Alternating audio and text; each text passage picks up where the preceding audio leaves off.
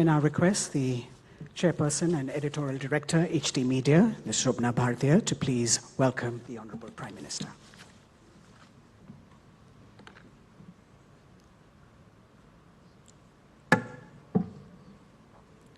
भारत के माननीय प्रधानमंत्री श्री नरेंद्र मोदी जी और सम्मानित अतिथियों, आज यहाँ आपका स्वागत करते हुए मुझे बेहद खुशी हो रही है। हम ऐतिहासिक क्षणों के साक्षी बनने जा रहे हैं। आज हम हिंदुस्तान टाइम्स का शताब्दी समारोह मना रहे हैं। इस मौके पर प्रधानमंत्री जी, विशेष करके आपका स्वागत है। पहले मैं आपको 100 वर्ष पीछे ले चलना चाहती हूँ। वह साल 1920 था जब महात्मा गांधी ने असहयोग आंदोलन शुरू किया था। समूचे देश में उस समय परिवर्तन की क्रांतिकारी लहर बह रही थी। बस एक कमी थी और वह थी एक अच्छे अंग्रेजी अखबार की जो समाज की सोच को जगजाहिर कर सके। उसी माहौल में सितंबर 1924 की एक शाम नई दिल्ली में कुछ राष्ट्रवादी अकालियों ने एक अंग्रेजी अखबार का प्रकाशन आरंभ किया था। इस अखबार के शुभारंभ के लिए गांधी जी से बेहतर भला कौन हो सकता था।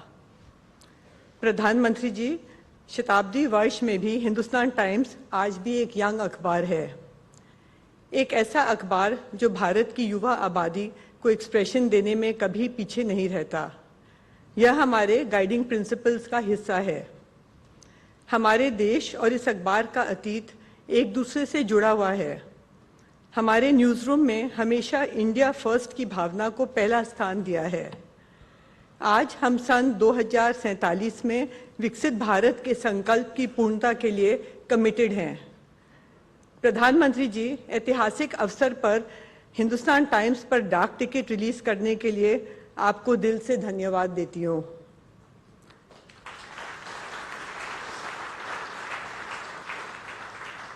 हमारी लंबी यात्रा का यह एक माइलस्टोन है। हम अमृत काल से शताब्दी काल की ओर बढ़ते भारत के साथ कदम ताल करने के लिए दृढ़ संकल्प हैं। प्रधानमंत्री जी, आपने शताब्दी काल की बिल्कुल परफेक्ट व्याख्या की है। आत्मनिर्भर भारत, विकसित भारत और विश्व गुरु भारत।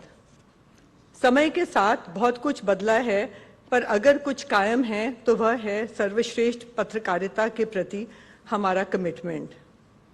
मैं यहाँ एक उदाहरण देना चाहूँगी।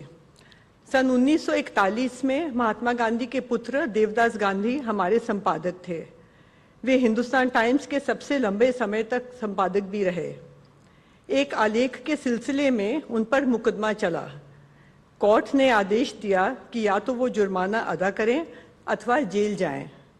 उन्होंने सिर्फ इसलिए जेल जाना कबूल किया क्योंकि उस रिपोर्ट को लिखने वाले कॉरेस्पॉन्डेंट को जज ने जुर्माने का विकल्प नहीं दिया था।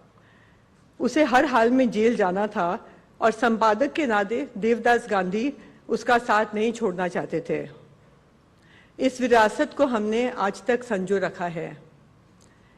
प्रधानमंत्री जी, निजी तौर पर मेरे लिए ये बेहद भावुक क्षण है क्योंकि हिंदुस्तान टाइम्स हमेशा हमारे परिवार के लिए बहुत खास रहा है। मेरे दादा जीडी बिड़ला ने महात्मा गांधी के आग्रह पर हिंदुस्तान टाइम्स की जिम्मेदारी संभाली थी। वे गांधी जी के करीबी सहयोगी थे। गांधी जी दिल्ली में हमारे आवास पर ही ठहरते थे। ये अखबार जीडी बिड़ला के लिए न केवल राष्ट्र की आवाज़ था, बल्कि ऐसा धर्मयुद्ध था जो संकट के समय में पूरे देश को एकजुट रखने में सेतु की भूमिका अदा करता था। जब मेरे पिता के बिड़ला ने हिंदुस्तान टाइम्स का दायित्व संभाला, तब भी यही सोच कायम रही। आज़ादी के बाद उनकी लीडरशिप में हिंदुस्तान टाइम्स नए मजबूत और डेमोक्रेटिक भारत के निर्माण में मुखर पार्टनर बना रहा। हम आज भी हिंदुस्तान टाइम्स को देश की आवाज़ के रूप में देखते हैं। इस मिलेनियम में कदम रखने के साथ हमारी कंपनी ने खुद को बदला है। हम अपने कारोबार में विविधता ला रहे हैं। हमने एफएम रेडियो स्टेशन, देश के सबसे प्रतिष्ठित बिजनेस पेपर और वेबसाइट मिंट और लाइव मिंट के साथ कई डिजिटल और फिजिकल इनिशिएटिव्स लॉन्च किए हैं। यहाँ हमारा हिंदी दैनिक हिंदुस्तान का जिक्र जरूरी है। अपने प्रकाशन के 88 वर्ष में हिंदुस्तान 5 हिंदी भाषी राज्यों की विशाल आबादी के हितों की रक्षा के लिए प्रतिबद्ध है। एचटी ने शताब्दी वर्ष में देश में कई शहरों में हम छात्रों के लिए हमने नेशनल डिबेट की मेजबानी कर रहे हैं। इस मौके पर हमने एक फोटोग्राफी प्रतियोगिता भी शुरू की है। इसमें बड़ी संख्या से लोग के देश अलग अलग हिस्सों को एक्सप्लोर करते हुए अपने द्वारा खींची गई तस्वीरें भेज रहे हैं। ये बेहतरीन सुझाव खुद प्रधानमंत्री जी की ही देन है।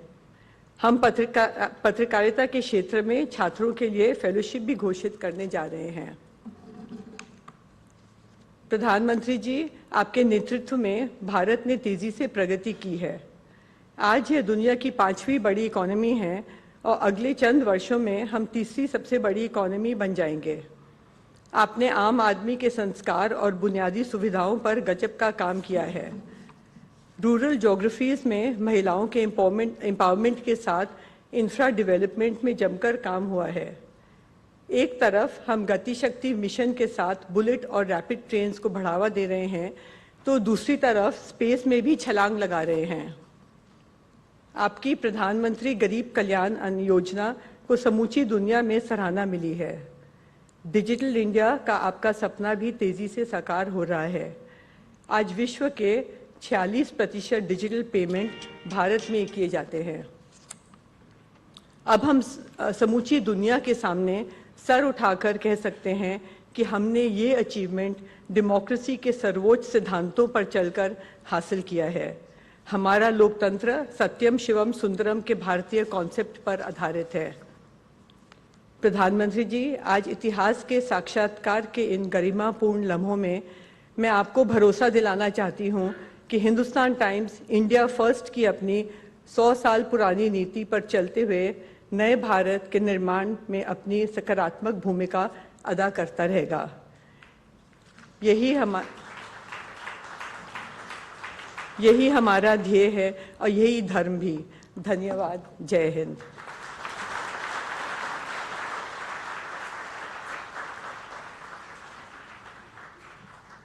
May I now request the directors of Hindustan Times, Mr. Priyavrat Bhartiya and Mr. Shamit Bhartiya, to please join us on stage. May I also request Ms. Vandita Kaul, Secretary, Department of Posts, Ministry of Communications, to please present the first album to the Honorable Prime Minister for the release of the commemorative postage stamp for 100 years of Hindustan Times.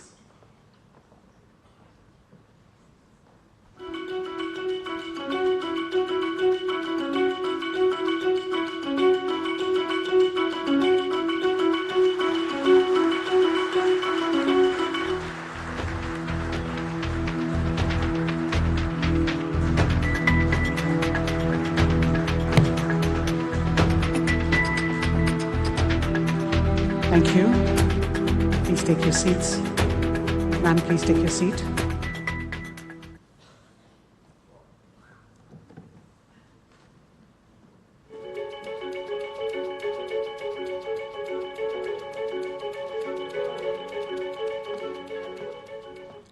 अब मैं प्रधानमंत्री जी से निवेदन करती हूँ कि वो हमें संबोधित करें।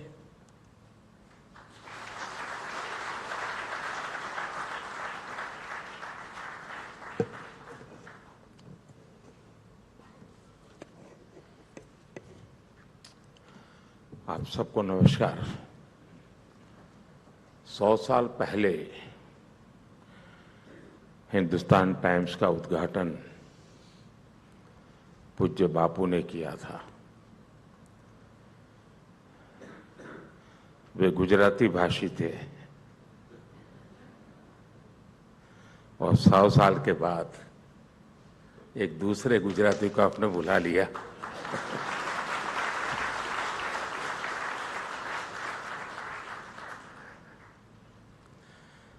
इस ऐतिहासिक यात्रा के लिए मैं हिंदुस्तान टाइम्स को और 100 साल की यात्रा में जो लोग इससे साथ जुड़े हैं, जिन जिन लोगों ने खाद पानी का काम किया है, संघर्ष किया है, संकट झेले हैं, लेकिन टिके रहे हैं। वे सब आज बधाई के पात्र हैं, अभिनंदन के अधिकारी हैं। मैं आप सबको 100 साल की यात्रा बहुत बड़ी होती है। आप सब इस अभिनंदन के हकदार हैं और मेरी तरफ से भविष्य के लिए भी आपको अनेक अनेक शुभकामनाएं हैं। अभी जब मैं आया तो फैमिली के लोगों से मिलना तो हुआ ही हुआ, लेकिन मुझे 100 साल की यात्रा, एक शानदार एग्जीबिशन देखने का अवसर मिला। मैं भी आप सबको कहूंगा, अगर समय है तो कुछ समय वहां बिता करके ही जाना।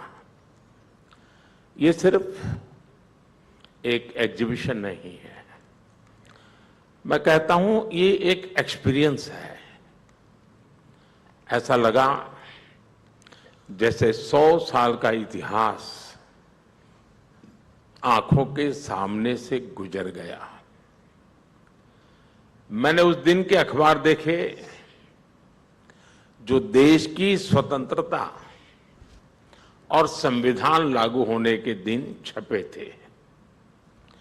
एक से बढ़कर एक दिग्गज महानुभाव हिंदुस्तान टाइम्स के लिए लिखा करते थे।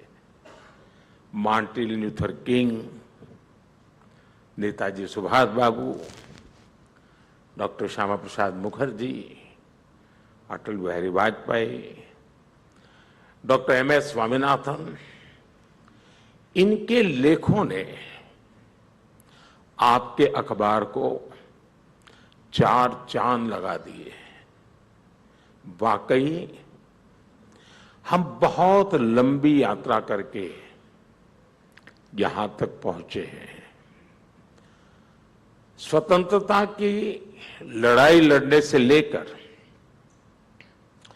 आजादी के बाद आशाओं के अथाह समंदर की लहरों पर सवार होकर हम आगे बढ़े हैं। ये यात्रा अपने आप में अभूतपूर्व है, अद्भुत है। मैंने आपके अखबार की खबर में उस उत्साह को महसूस किया जो अक्टूबर 1947 में कश्मीर के विलय के बाद हर देशवासी में था। हालांकि उस पल मुझे इसका भी एहसास हुआ कि कैसे अनिर्णय की स्थितियों ने 7 दशक तक कश्मीर को हिंसा में घेर के रखा। आज आपके अखबार में जम्मू कश्मीर में हुई रिकॉर्ड वोटिंग जैसी खबरें छपती है। ये कॉन्ट्रास्ट है। एक और न्यूज़पेपर, प्रिंट, एक प्रकार से नजर हर एक की जाएगी, वहां आपकी नजर टिकेगी। उसमें एक तरफ असम को अशांत क्षेत्र घोषित करने की खबर थी, तो दूसरी ओर अटल जी द्वारा बीजेपी की नींव रखे जाने का समाचार था। और यह कितना सुखद संयोग है कि बीजेपी आज असम में स्थायी शांति लाने में बड़ी भूमिका निभा रही है। अभी कल ही मैं बोडो क्षेत्र के लोगों के साथ एक शानदार कार्यक्रम में मौजूद था और मैं हैरान हूं कि दिल्ली के मीडिया ने इस बड़ी घटना को मिस किया है। उन्हें अंदाज ही नहीं है कि 5 दशक के बाद बम, बंदूक और पिस्तौल छोड़ करके हिंसा का रास्ता छोड़ करके दिल्ली के छाती पर बोडो के नौजवान बोडो कल्चरल फेस्टिवल बना रहे हैं। इतिहास की बहुत बड़ी घटना है। मैं कल वहां था, मैं हृदय से फील कर रहा था। बोडो शांति समझौते कारण इन लोगों का जीवन बदल गया है। एग्जीबिशन के दौरान 26/11 के मुंबई हमले की रिपोर्ट्स पर भी मेरी नजर गई। ये वो समय था जब पड़ोसी देश की आतंकवादी हरकतों की वजह से हमारे लोग अपने घर और शहरों में भी असुरक्षित रहते थे। लेकिन अब स्थितियां बदल गई हैं। अब वहां के आतंकवादी ही अपने घर में सुरक्षित नहीं है। साथियों, हिंदुस्तान टाइम्स ने अपने 100 साल में 25 साल गुलामी के देखे हैं और 75 साल आजादी के देखे हैं। इन 100 वर्षों में जिस शक्ति ने भारत का भाग्य बनाया है, भारत को दिशा दिखाई है, वो है भारत के सामान्य मानवी की सूझबूझ, भारत के सामान्य मानवी का सामर्थ्य। भारत के सामान्य नागरिक के इस सामर्थ्य को पहचानने में बड़े बड़े जानकारों से अक्सर गलतियां हुई है। अंग्रेज जब भारत छोड़कर जा रहे थे तो ये कहा गया कि ये देश बिखर जाएगा, टूट जाएगा, इसका कोई भविष्य नहीं है। जब इमरजेंसी लगी तो कुछ लोगों ने मान लिया था कि अब तो इमरजेंसी हमेशा ही लगी रहेगी, अब लोकतंत्र गया। कुछ लोगों ने, कुछ संस्थानों ने इमरजेंसी थोपने वालों की ही शरण ले ली थी। लेकिन तब भी भारत का नागरिक उठ खड़ा हुआ और इमरजेंसी को उखाड़ फेंकने में बहुत ज्यादा समय नहीं लगा। आप याद कीजिए, जब कोरोना का मुश्किल समय आया तो दुनिया को लगता था कि भारत पूरे विश्व समुदाय के लिए बहुत बड़ा बोझ बन जाएगा। लेकिन भारत के नागरिकों ने कोरोना के खिलाफ एक मजबूत लड़ाई लड़कर के दिखाई। साथियों, आपको 90 के दशक का वो दौर भी याद होगा जब भारत में 10 साल में 5 चुनाव हुए थे। इतने बड़े देश में 10 साल में 5 चुनाव, देश में कितनी अस्थिरता थी। जानकारों ने, अखबारों में लिखने वालों ने भविष्यवाणी कर दी थी कि अब भारत को ऐसे ही गुजारा करना है, हिंदुस्तान में सब ऐसे ही चलने वाला है। लेकिन भारत के नागरिकों ने फिर से ऐसे जानकारों को गलत सिद्ध किया। आज दुनिया में चारों तरफ अनसर्टेनिटी की, इंस्टेबिलिटी की चर्चा भी है और दिखता भी है। दुनिया के अनेक देश ऐसे हैं जहां पर हर चुनाव में सरकारें बदल रही है। वहीं भारत में लोगों ने तीसरी बार हमारी सरकार को चुना है। साथियों, आप में से अनेक साथियों ने लंबे समय तक भारत की पॉलिटिक्स और पॉलिसीज को ट्रैक किया है। पहले हम एक फ्रेज अक्सर सुना करते थे, good economics is bad politics. Expert कहे जाने वाले लोग इसे खूब बढ़ावा देते थे। लेकिन इससे पहले की सरकारों को हाथ पर हाथ रखकर बैठे रहने का बहाना मिल जाता था।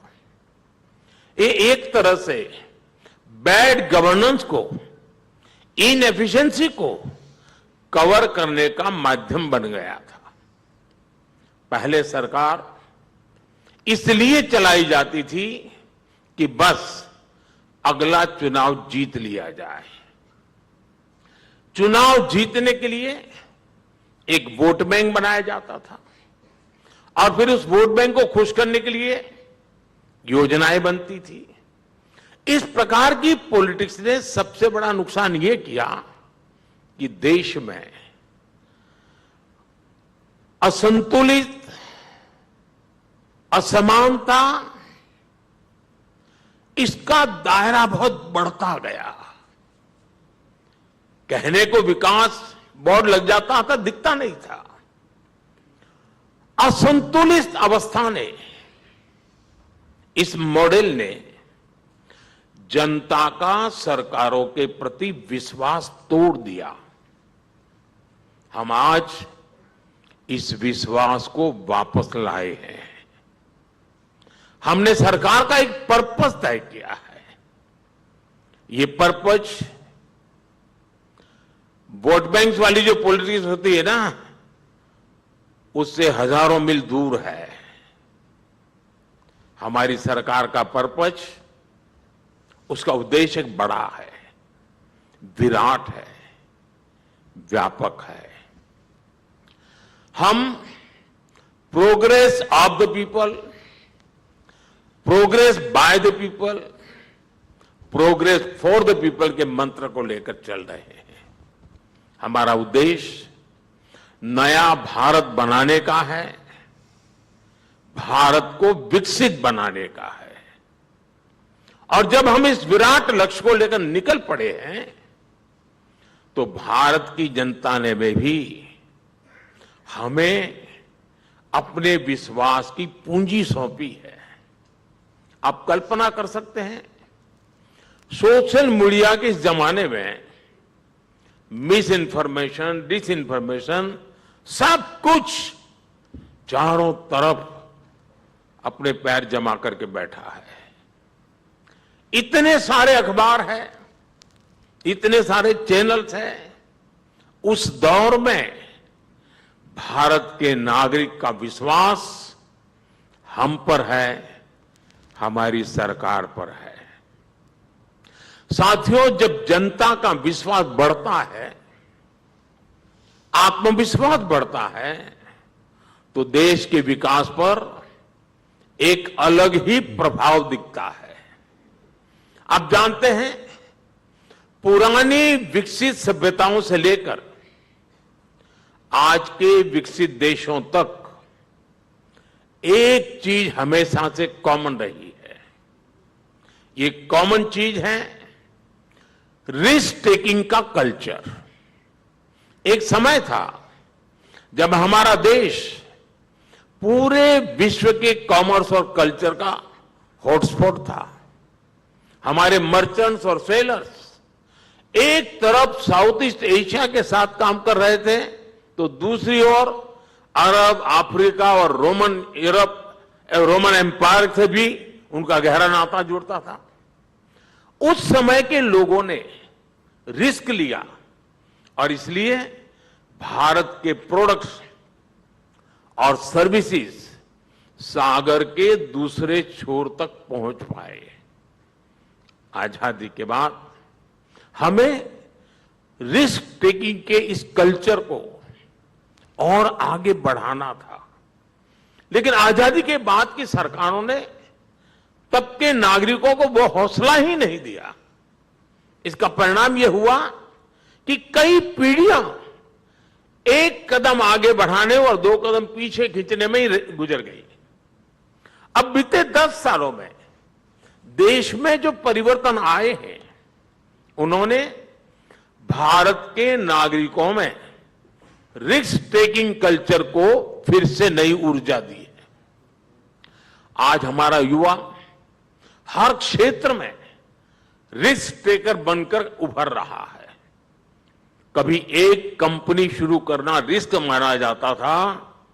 10 साल पहले तक मुश्किल से किसी स्टार्टअप का नाम सुनते थे। आज देश में रजिस्टर्ड स्टार्टअप की संख्या 1.25 लाख से ज्यादा हो गई है।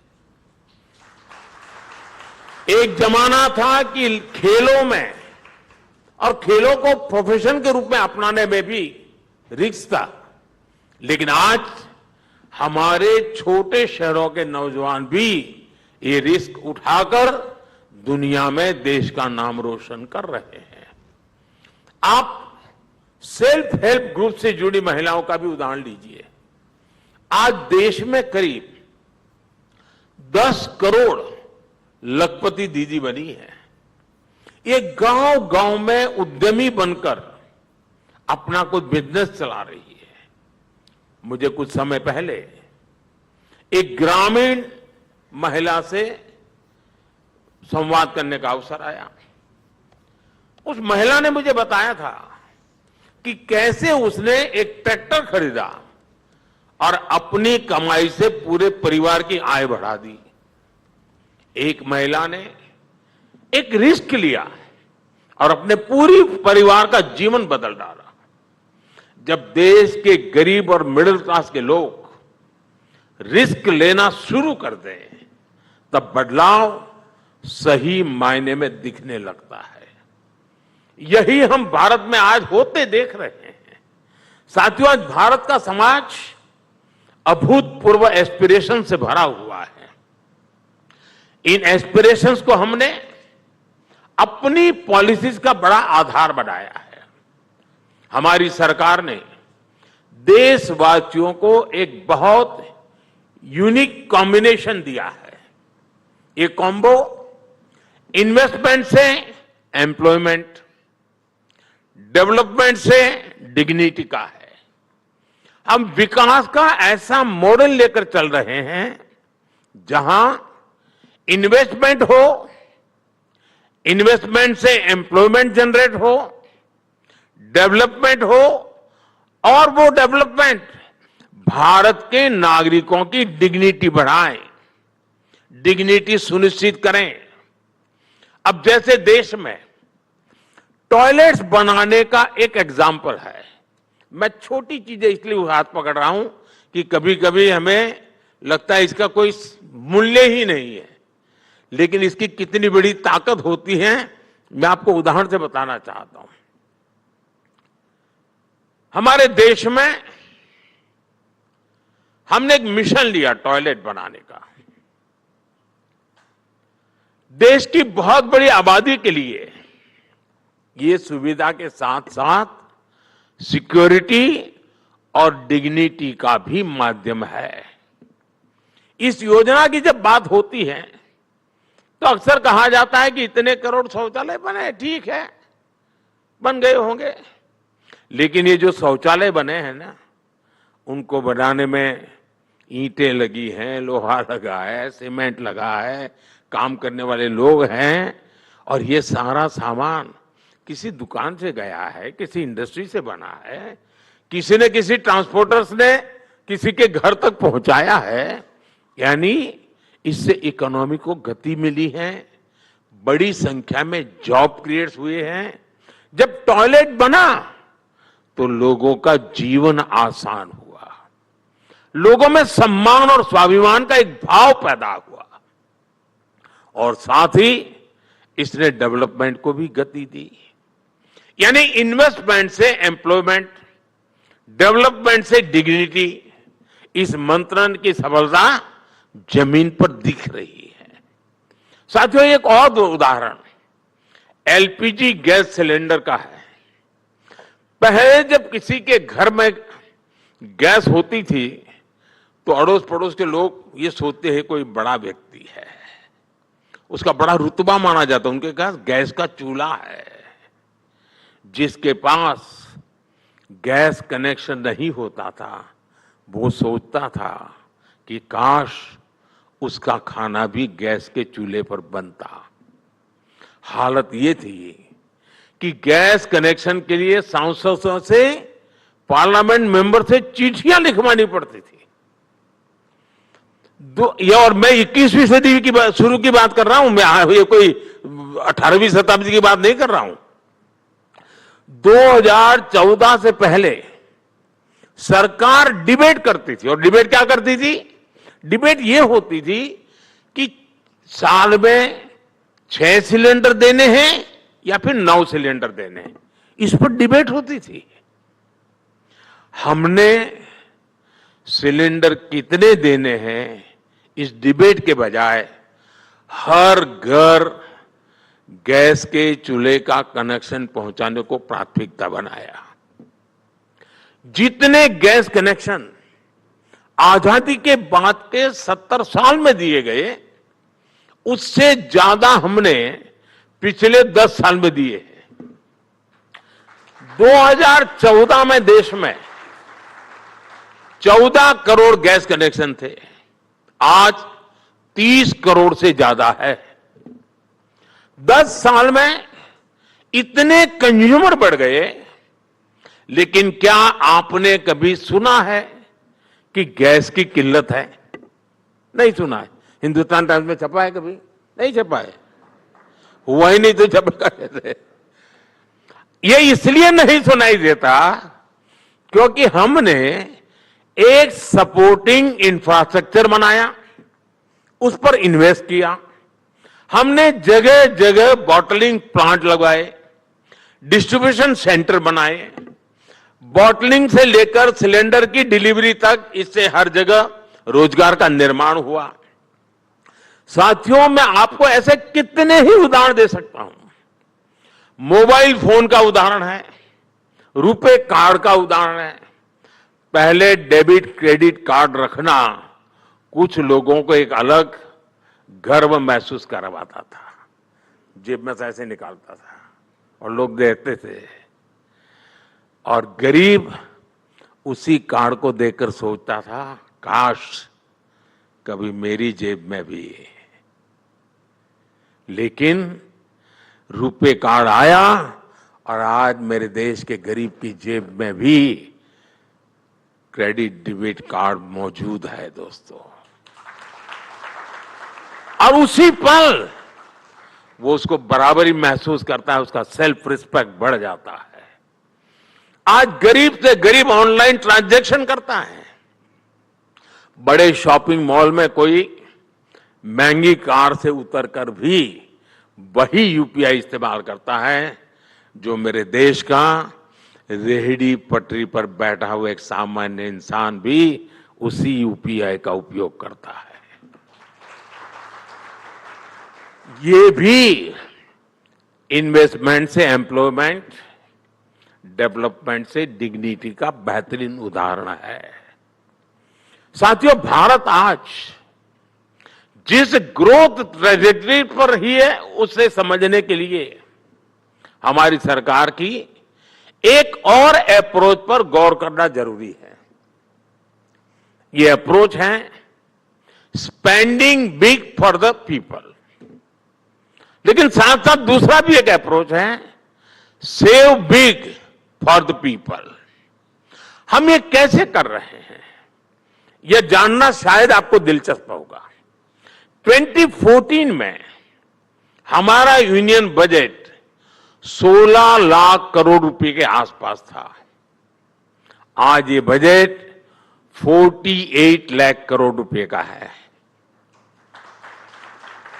2013-14 में हम कैपिटल एक्सपेंडिचर में करीब 2.25 लाख करोड़ रुपए खर्च करते थे, लेकिन आज का कैपिटल एक्सपेंडिचर 11 लाख करोड़ से ज्यादा है। ये 11 लाख करोड़ रुपए आज नए अस्पताल, नए स्कूल, सड़क, रेल, रिसर्च फैसिलिटी, ऐसे अनेक पब्लिक इंफ्रास्ट्रक्चर पर खर्च कर रहे हैं। पब्लिक पर खर्च बढ़ाने के साथ ही हम पब्लिक का पैसा भी बचा रहे हैं। मैं आपके सामने कुछ आंकड़े रख रहा हूं और मैं पक्का मानता हूं कि ये आंकड़े सुनकर के आपको लगेगा अच्छा ऐसा भी हो सकता है। अब जैसे direct benefit transfer DBT, DBT से जो लीकेज रुकी है उससे देश के 3.5 लाख करोड़ रुपए बचे हैं। आयुष्मान भारत योजना के तहत मुफ्त इलाज से गरीबों के 1,10,000 करोड़ रुपए बचे हैं। जन औषधि केंद्रों में 80% डिस्काउंट पर मिल रही दवाइयों से नागरिकों के 30,000 करोड़ रुपए बचे हैं। स्टेंट और नी इम्प्लांट कीमतों को नियंत्रित करने से लोगों की हजारों करोड़ रुपए बचे हैं। उजाला स्कीम से लोगों को एलईडी बल्ब से बिजली बिल में 20,000 करोड़ रुपए की बचत हुई है। स्वच्छ भारत अभियान, स्वच्छ भारत मिशन के कारण बीमारियां कम हुई और इससे गांवों में हर परिवार के करीब 50,000 रुपए बचे हैं। यूनिसेफ का कहना है कि जिस परिवार के पास अपना टॉयलेट है उसके भी करीब 70,000 रुपए बचे हैं। साथियों, जिन 12 करोड़ लोगों के घर पहली बार नल से जल आया है, WHO ने उन पर भी एक स्टडी कराई है। अब साफ पानी मिलने से ऐसे परिवारों को हर साल 10,000 रुपये से ज्यादा की बचत हुई है। साथियों, 10 साल पहले किसी ने नहीं सोचा था कि भारत में इतना बड़ा बदलाव होगा। भारत की सफलता ने हमें और बड़ा सपना देखने और उसे पूरा करने की प्रेरणा दी है। आज एक उम्मीद है, एक सोच है कि ये सेंचुरी इंडिया की सेंचुरी होगी। लेकिन ऐसा करने के लिए और तेजी से काम करने के लिए हमें कई सारे प्रयास भी करने होंगे। हम उस दिशा में भी तेजी से काम कर रहे हैं।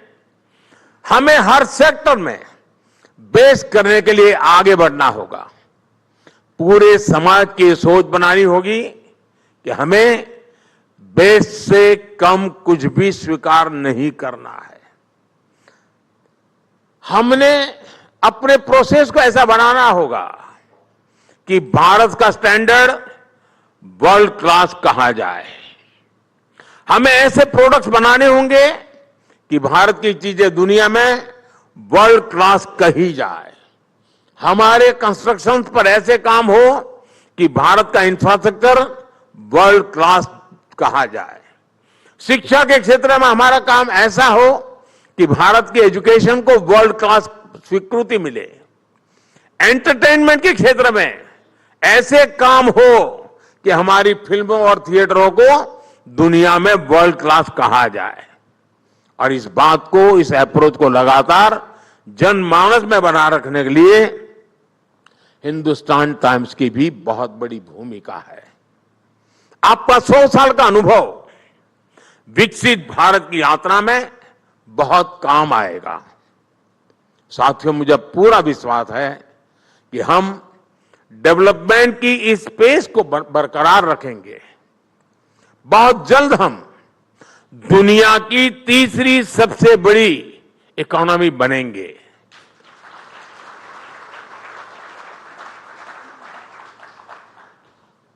और भारत जब शताब्दी मनाएगा आजादी की, भारत की आजादी के 100 साल होंगे, तब आप भी करीब करीब 125 साल के हो जाएंगे। और तब हिंदुस्तान टाइम्स लिखता होगा कि विकसित भारत का ये शानदार अखबार है। इस यात्रा के आप भी साक्षी बनेंगे। लेकिन जब मैं आपके बीच आया हूं तो कुछ काम भी आपको बताना चाहता हूं, और ये भरत जी आपकी जिम्मेवारी रहेगी। देखिए, हमारे यहां बड़े बड़े साहित्यकारों के रचनाओं पर पीएचडी होती है, अलग अलग शोध पर पीएचडी होती है। शशि जी, क्या कोई हिंदुस्तान टाइम्स के 100 साल उस पर ही पीएचडी करें। ये बहुत बड़ी सेवा होगी। उससे रिसर्च होगा, यानी एक ऐसी चीज निकल करके आएगी जो हमारे देश की पत्रकारिता की जो जर्नी है, और उसने दोनों कालखंड देखे हैं, गुलामी का कालखंड भी देखा है, आजादी का भी देखा है। उसने अभाव के दिन भी देखे हैं और प्रभाव के दिन भी देखे हैं। मैं समझता हूं एक बहुत बड़ी सेवा हो सकती है। और बिरला परिवार तो पहले से चैरिटी में विश्वास करने वाला परिवार रहा है। क्यों न किस यूनिवर्सिटीज में, हिंदुस्तान में भी और हिंदुस्तान के बाहर भी, हिंदुस्तान टाइम्स की चेयर हो, और जो भारत को वैश्विक संदर्भ में उसकी सही पहचान के लिए रिसर्च के काम करवाती हो। एक अखबार अपने आप में बहुत बड़ा काम है जो आपने किया है, लेकिन आपके पास इतनी बड़ी पूंजी है। 100 साल में आपने जो इज्जत कमाई है, जो विश्वास कमाया है, वो शायद आने वाली पीढ़ियों के लिए हिंदुस्तान टाइम्स के दायरे से बाहर निकल करके भी उपयोगी हो सकता है। मुझे पूरा विश्वास है कि आप इस 100 वर्ष सेमिनार तक सीमित नहीं रहेंगे, इसको आगे बढ़ाएंगे। दूसरा, मैंने जो एग्जीबिशन देखा वाकई वो प्रभावित करने वाला है। क्या आप इसका एक डिजिटल वर्जन और बहुत अच्छी कमेंट्री के साथ, और वे हमारे देश के सभी स्कूल के बच्चों तक पहुंचा सकते हैं? इससे पता चलेगा कि भारत में ये क्षेत्र कैसा है, कैसे कैसे भारत की विकास यात्रा में उतार चढ़ाव आए हैं, किन किन परिस्थितियों से भारत गुजरा है। ये बहुत जरूरी होता है। और मैं मानता हूं कि आपने इतनी मेहनत तो की है, इसका एक डिजिटल वर्जन बना करके आप देश की हर स्कूल में पहुंचा सकते हैं, तो बच्चों के लिए भी एक बड़ा आकर्षण का केंद्र बनेगा। साथियों, 100 साल बहुत बड़ी बात होती है जी। मैं इन दिनों थोड़े अलग कामों में जरा ज्यादा व्यस्त हूं, लेकिन एक ऐसा अवसर था कि मैं छोड़ना नहीं चाहता था, मैं खुद आना चाहता था, क्योंकि 100 साल की यात्रा अपने आप में एक बहुत बड़ी उपलब्धि होती है। और इसलिए मैं आपको, आपके पूरे साथियों को, सबको हृदय से बहुत बहुत बधाई देता हूं। धन्यवाद जी।